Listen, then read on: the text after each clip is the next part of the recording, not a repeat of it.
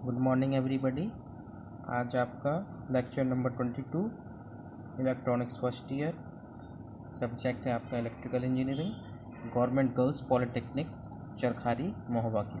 ठीक है, last lecture में हमने आपको नॉर्टन थ्योरम और उसके न्यूमेरिकल लगवाए हैं। ठीक है, इसमें हम आपको नॉर्टन थ्योरम के हेल्प से एक और न्यूमेरिकल सॉल्व करेंगे, क्योंकि इस न्यूमेरिकल में आप देखिए करंट सोर्स भी है और वोल्टेज सोर्स भी है, इसलिए ये न्यूमेरिकल हम आपको लगवा रहे हैं। ठीक है, और जो इससे पहले हमने आपको जो भी बताया है current dividing formula, voltage dividing formula, theorem, KVL, KCL, वो आपको समझ में आ गया होगा। ठीक है, तो देखिए क्वेश्चन है आपका, draw the Norton equivalent circuit across AB and determine current flowing through 12 ohm resistor for the network।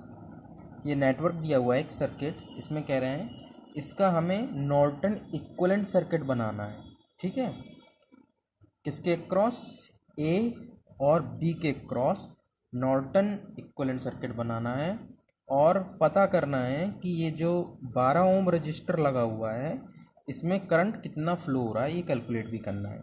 ठीक है, तो इसका सॉल्यूशन करते हैं। सबसे पहले क्या है, सबसे पहले हम क्या करेंगे, इसका नॉर्टन इक्विवेलेंट रेजिस्टेंस, जिसको हम आर नॉट से डिनोट करते हैं, नॉर्टन रेजिस्टेंस, इसको कैलकुलेट करेंगे। ठीक है, तो इसको कैलकुलेट करने के लिए क्या करते हैं हम, सबसे पहले जो भी हमारा वोल्टेज सोर्स होता है उसको क्या कर देते हैं, हटा करके उसका इंटरनल रेजिस्टेंस लगा देते हैं, अगर है, नहीं है तो सिंपल शॉर्ट कर देते हैं। देखिए यहाँ पे इसको हमने 40 वोल्ट की बैटरी को रिप्लेस किया और यहाँ पे इसको शॉर्ट कर दिया है। ठीक है, इसको ओपन कर देंगे, जिस भी ब्रांच में हमें करंट कैलकुलेट करना है उसको हम ओपन कर देते हैं। तो ये ए बी के अक्रॉस करना है, इसको हमने ओपन कर दिया। ठीक है, और जो करंट सोर्स होता है उसको क्या करते हैं हम, करंट सोर्स को ओपन सर्किट कर देते हैं। तो देखिए यहाँ पे करंट सोर्स को हमने ओपन सर्किट कर दिया है। ठीक है, अब ये 8 ओम रजिस्टर लगा है, 5 ओम रजिस्टर लगा हुआ है, 4 ओम रजिस्टर लगा हुआ है। ठीक है, अब इसका हमें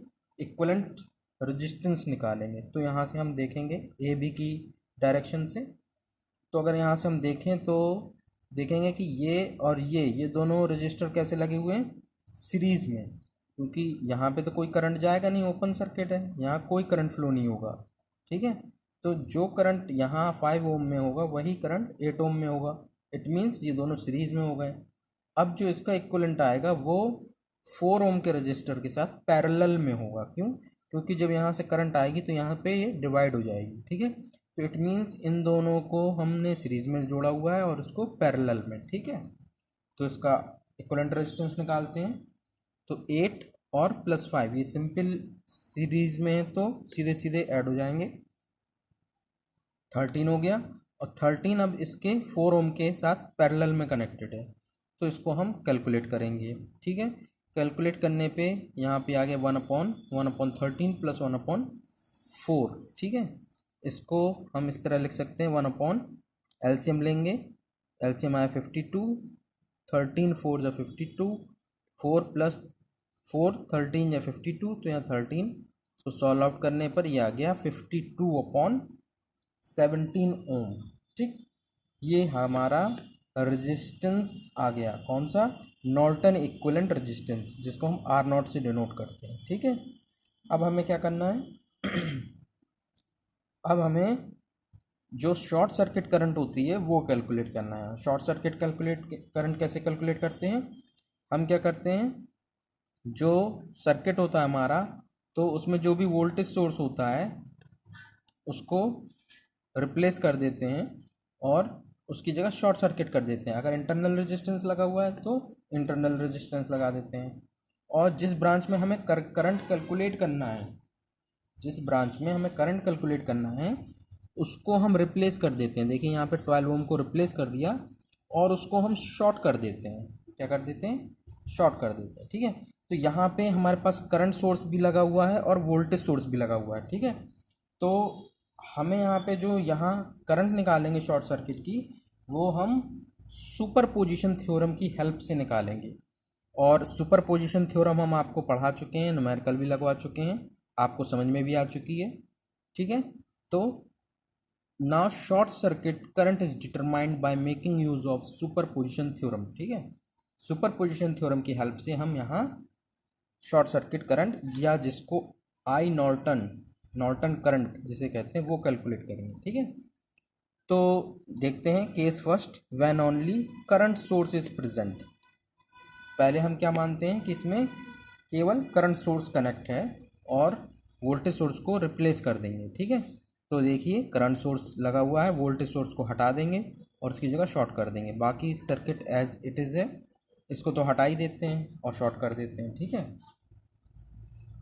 तो अब इस सर्किट को देखिए और समझिए, केवल यहाँ पे एक ही एनर्जी सोर्स है 20 एम्पियर का। ठीक, करंट ऐसे जाएगी, यहाँ डिवाइड होगी और यहाँ डिवाइड होगी, यहाँ पे डिवाइड होगी। ठीक है, दो जगह पे, फिर आगे मूव करेगा यहाँ से, तो करंट यहाँ और यहाँ दो रास्ते हैं ना, इस पॉइंट से एक रास्ता ये है 4 ओम के थ्रू और एक रास्ता ये है। ठीक है, तो करंट हमारी इस रास्ते से बिल्कुल नहीं जाएगी, 4 ओम के रेजिस्टेंस के थ्रू करंट फ्लो नहीं होगी। क्यों नहीं होगी? ये करंट इसलिए नहीं फ्लो होगी क्योंकि आगे जो रास्ता है इसका दूसरा रास्ता, ये शॉर्ट सर्किट है, यहाँ पे कोई भी रेजिस्टेंस नहीं है। तो जब यहाँ कोई भी रेजिस्टेंस नहीं है, कोई प्रतिबाधा नहीं है, कोई रेजिस्टेंस नहीं है, तो पूरा का पूरा करंट हमारा यहाँ से बाईपास हो जाएगा, इस ब्रांच में कोई करंट नहीं होगा। ठीक है, तो यही note, no current will flow through 4 ohm resistance because terminal A B are short circuited. ठीक है, अब आगे चलते हैं।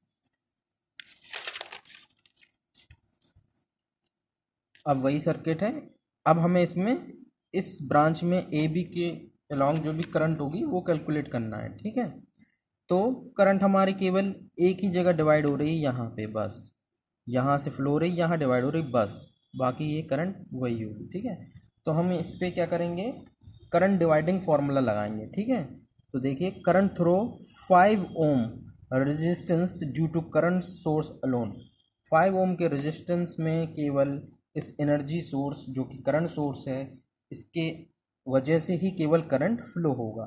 ठीक है, तो जब हम इस पॉइंट पे करंट डिवाइडिंग फार्मूला लगाएंगे तो ये होगा टोटल करंट 20 इंटू, इस ब्रांच में हमें कैलकुलेट करना है तो इसके अपोजिट वाला रेजिस्टेंस ऊपर रखेंगे 8 अपॉन दोनों का रेजिस्टेंस ऐड कर देते हैं, 8 प्लस 5 दोनों का रेजिस्टेंस ऐड हो जाएगा। ठीक है, अब इसको सॉल्व करेंगे तो ये हो जाएगा 20 इंटू 8 अपॉन 13।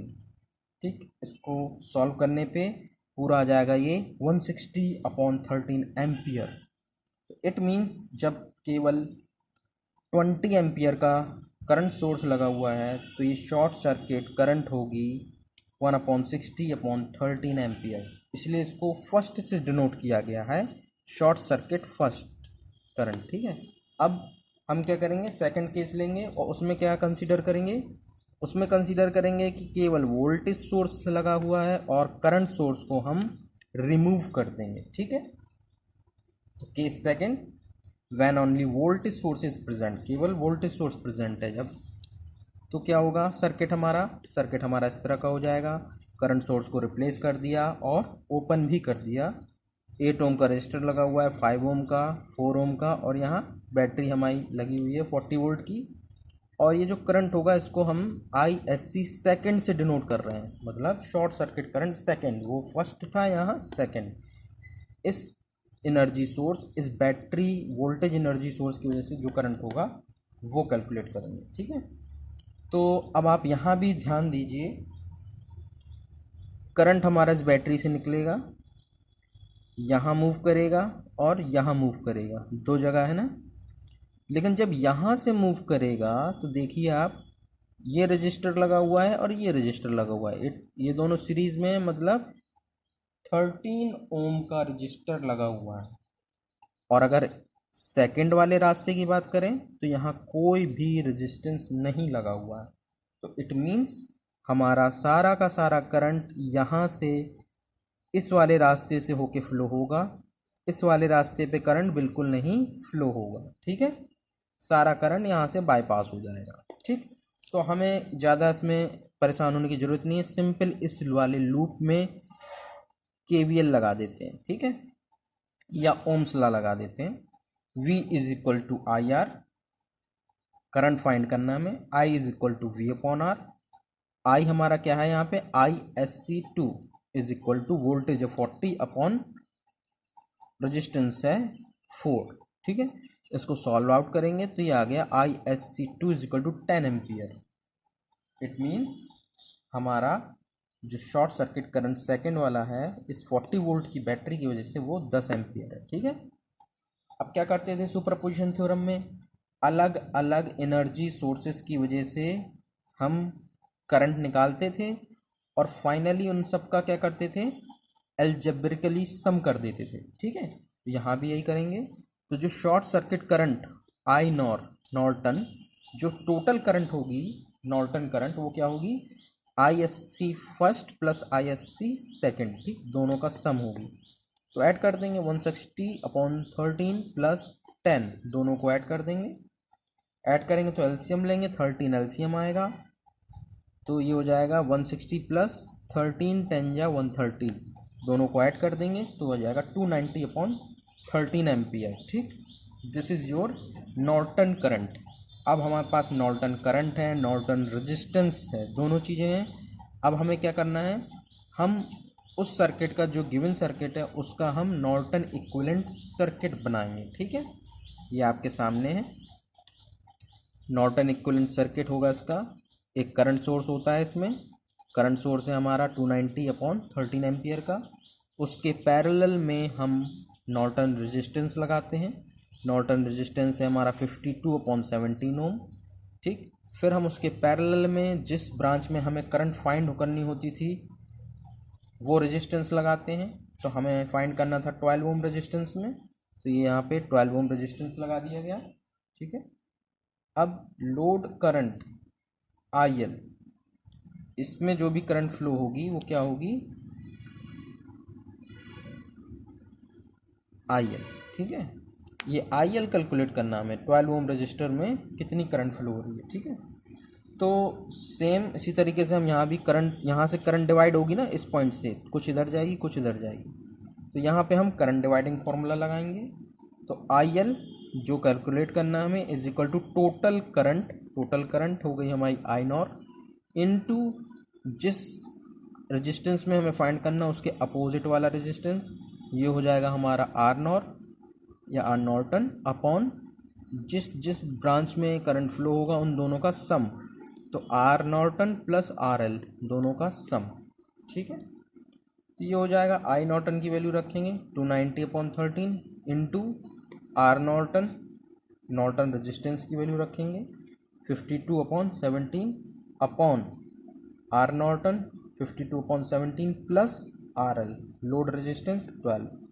इस फॉर्मूले पे हमने इनकी वैल्यूज़ पुट कर दी। इसके बाद इसको सॉल्व करेंगे तो ये हो जाएगा 290 upon 13 into 52 upon 17 upon 52 upon 7, इस यहाँ पे एलसीएम ले लेंगे, 17 एलसीएम आएगा 52 अपॉन 52 प्लस 204 अपॉन 17, ठीक है। इसको और सॉल्व आउट करेंगे, ऊपर कर देंगे, इसको रिसिप्रोकल कर देंगे इसका, 290 upon 13 into 52 upon 17 into 17 upon 256, ठीक है। इसको कैंसिल आउट किया, 13 4 जा 52, 17 से 17 कैंसिल हो गया, 4 64 जा 256, ठीक। ये सब सॉल्व आउट करने के बाद आ गया 290 अपॉन 64, ये फिर 2 से कैलकुलेट डिवाइड हो जाएगा, तो ये 32 और यहाँ 145 आ गया, ठीक है। तो जो हमारा लोड करंट जो हमें कैलकुलेट करना है वो है 145 अपॉन 32 एम्पियर। अगर इसको डेसिमल फॉर्म में लिखें तो ये हो जाएगा 4.53 एम्पियर।